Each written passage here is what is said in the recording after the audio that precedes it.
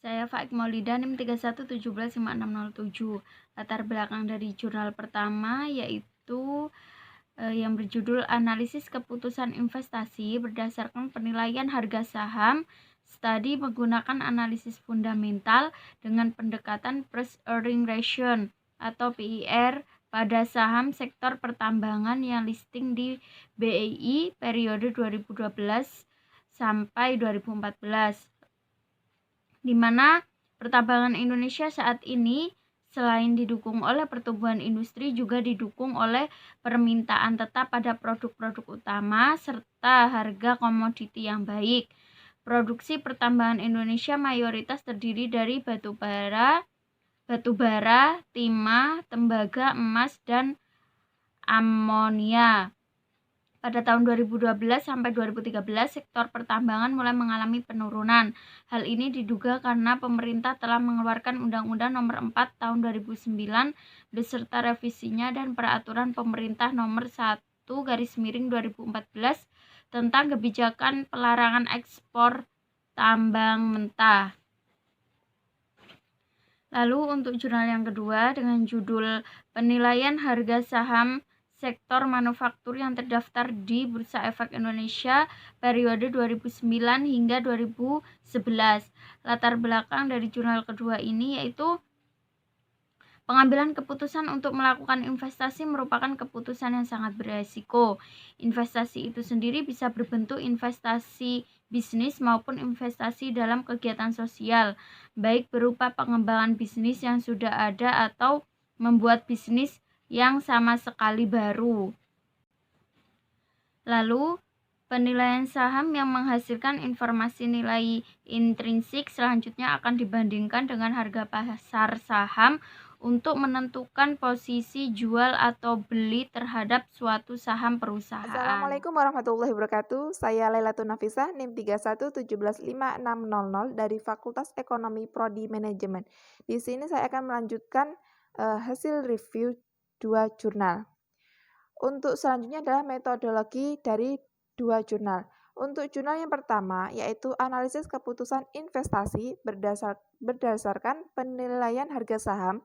Studi menggunakan analisis fundamental dengan pendekatan price earning ratio pada saham sektor pertambangan yang listing di BI periode 2012 sampai 2014. Metodologi pada jurnal ini yaitu penelitian deskriptif dengan pendekatan kuantitatif. Untuk menilai harga saham, jurnal ini menggunakan metode price earning ratio yang langkah-langkahnya sebagai berikut. Yang pertama, mendeskripsikan perkembangan kondisi keuangan perusahaan dengan menggunakan variabel fundamental yang meliputi return on equity, earning per share, dividend payout ratio, dan price earning ratio. Untuk langkah kedua, yaitu menentukan nilai intrinsik saham dengan menggunakan analisis fundamental dengan pendekatan price earning ratio, yaitu caranya sebagai berikut. Menghitung tingkat pertumbuhan dividen yang diharapkan, yang kedua menghitung estimasi EPS, yang ketiga menghitung estimasi DPS, yang keempat menghitung estimasi tingkat pengembalian yang diharapkan, yang kelima menghitung estimasi price earning ratio atau PER, dan yang terakhir menghitung nilai intrinsik saham. Untuk langkah yang ketiga, membandingkan kewajaran harga saham dengan cara membandingkan nilai intrinsik dengan nilai pasar. Untuk metodologi di jurnal 2, yaitu jurnal yang kedua itu penilaian harga saham sektor manufaktur yang terdaftar di Bursa Efek Indonesia periode 2009 sampai 2011. Metodologi pada jurnal ini merupakan penelitian kuantitatif, jenis penelitian survei dengan menggunakan analisis deskriptif. Metode analisis yang digunakan pada jurnal ini yaitu metode valuasi absolut atau biasa yang sering disebut dengan metode valuasi intrinsik. Nama saya Rafila Putrianto dengan NIM 31175584. Di sini saya akan mereview 2 jurnal tentang penilaian harga saham. Saya di sini akan mereview tentang hasil pembahasannya.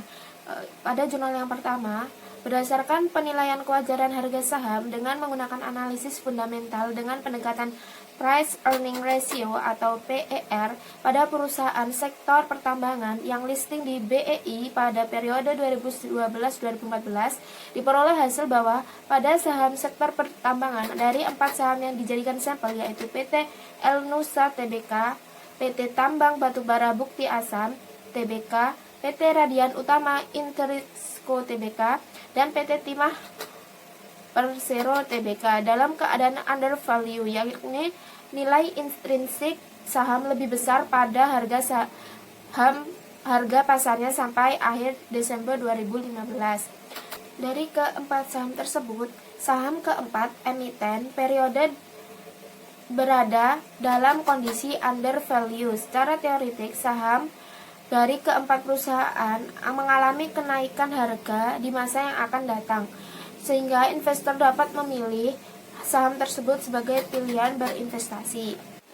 Pada jurnal yang kedua, dengan metode yang digunakan yaitu DDM, Dividend Discount Model, dan DCF, Discount Cash Flow, untuk menentukan harga wajar saham. Hasil perhitungannya dengan metode tersebut terdapat perusahaan yang mengalami perbedaan dan yang tidak mengalami perbedaan.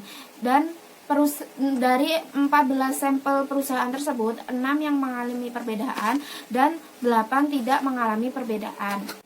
Dari perusahaan yang mengalami perbedaan yaitu PT Tempo Scan Pacific, PT Supreme Cable Tbk, PT Gudang Garam Tbk, PT Pabrik Kertas Ciwi Tbk, PT Resort Alam Indonesia Tbk, dan PT Mendem Indonesia Tbk.